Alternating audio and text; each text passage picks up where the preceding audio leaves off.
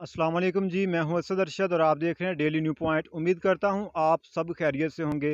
सबसे पहले तो तमाम पाकिस्तानियों को मेरी तरफ से बहुत बहुत मुबारक। पाकिस्तान आज बिलाखिर सेमीफाइनल के लिए क्वालिफाई कर गया है और पाकिस्तान अपना सेमीफाइनल न्यूजीलैंड के ख़िलाफ़ खेलेगा, जबकि भारत जो अपना सेमीफाइनल जो है वो इंग्लैंड के ख़िलाफ़ खेलेगा और 13 नवंबर को फाइनल खेला जाएगा।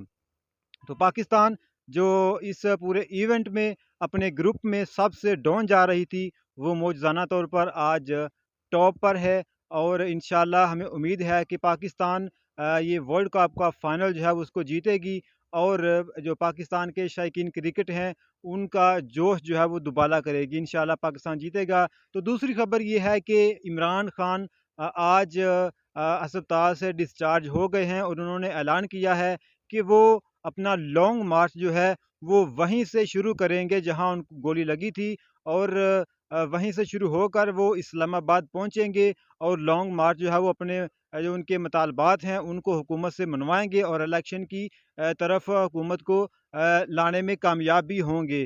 तो इमरान खान आज उनको आज डिस्चार्ज कर दिया गया है।